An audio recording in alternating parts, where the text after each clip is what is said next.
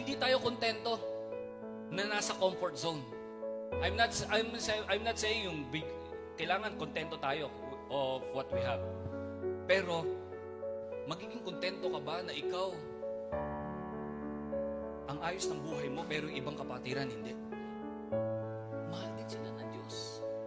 And your life is an instrument para i-extend yung pag-ibig ng Diyos na sasabihin mo, mahal din kayo ng Diyos. Ito, tutulungan namin kayo. Amen? Have the willingness to break your comfort. Sometimes, mga kapatid, i-break natin yung mga comfort zone natin. Alisan natin, iwan din natin.